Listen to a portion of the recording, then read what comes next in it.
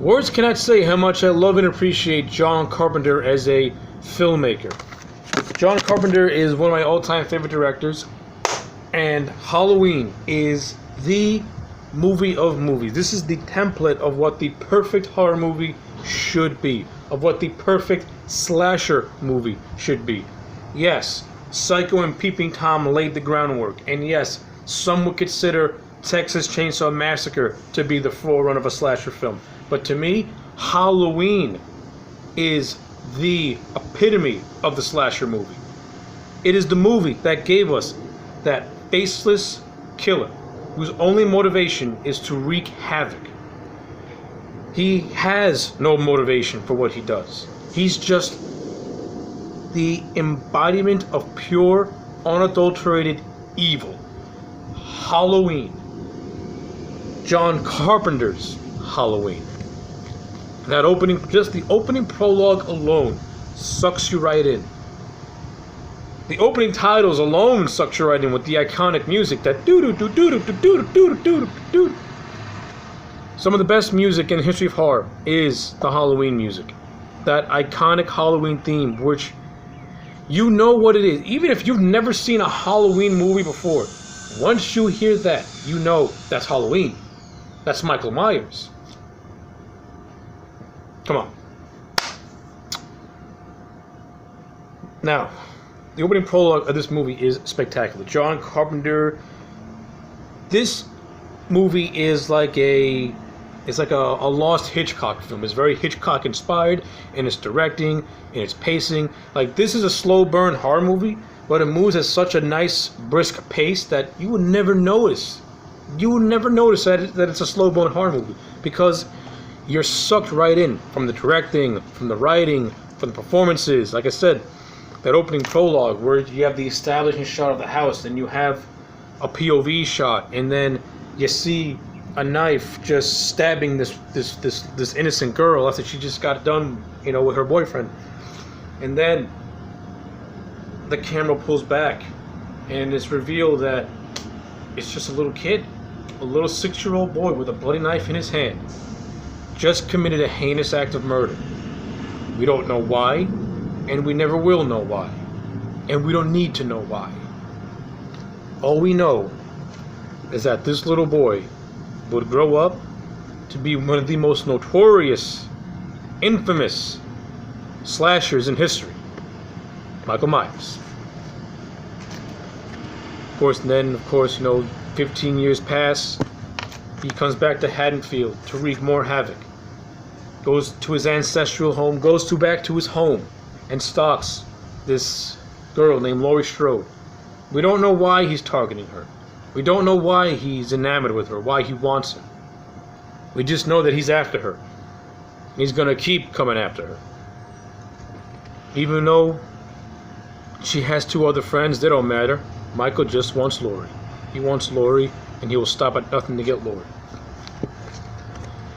Of course, you have, Michael's doctor, Dr. Loomis, the selfless man who will stop at nothing to make sure he locks the evil back in the asylum where it belongs, because he knows that once this evil is let loose into the real world will never be the same again, because this inhumane, faceless killer will just keep on killing until he's stopped, and no one knows how to stop him.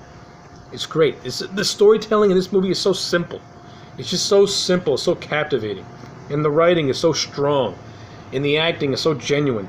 This is one of Jamie Lee Curtis's first roles, and she brings her A game to this thing as Laurie Strode, giving her a very motherly type of vibe to her, especially because she's a babysitter, but she's also the good girl. She's a Girl Scout. She does the right thing. She takes care of the neighborhood kids. She's well respected by the neighborhood. Then you have her 2 rebel friends. You have Annie and you have Linda, who are a good counter to Laurie's motherly vibe. These are like the rebellious teens in a way. Aside from Laurie, who's like the meek bookworm, but after Laurie goes through her ordeal, you can almost say that she will become skewed in a way in how she will act. Amazing storytelling, amazing. And Nick Castle as Michael Myers. No matter how many these movies will get made, no matter how many actors take up the mantle, Nick Castle will always be the superior Michael Myers to me. Just his subtle mannerisms add so much presence and character to Michael Myers, who has no dialogue and is just a force of nature. But he has these subtle moments, like his head cock, and the way he would walk, and the way he would move. It's almost, you could say shark-like, predatorial-like in a way, like a big cat. You know, how he would just stalk his prey and not make no moves until he's ready. Amazing storytelling. Amazing acting, Amazing acting. Of course, the kills in this movie, they're bloodless, which is fantastic. This movie doesn't need blood. And what little blood is, and what blood is in this movie, you would have to look extremely, extremely close to even notice it. Because they do such a great job of making this movie look so good that you don't need blood. The blood to me in this movie will seem out of place. But what little blood there is in this movie, it works to the movie's advantage, which is fantastic. And like I said, the kills are great. You know, you have the infamous scene where he chokes Annie in the car. He chokes Linda with the phone cord. You know, he takes this character and stabs him against a wall, and then he just looks at him as if he's looking at a bird, as if he's looking at a bird collection. The classic stuff, classic stuff. And of course, you got Dr. Loomis by Donald Pleasence, again, the selfless man who will stop at nothing to stop the evil. And I like the little, chemistry that he and Charles Cypher as the sheriff play. You know, working together hand in hand to try and stop this man. The sheriff is leery of Dr. Loomis, but will help him anyway, because he wants to make sure that his town,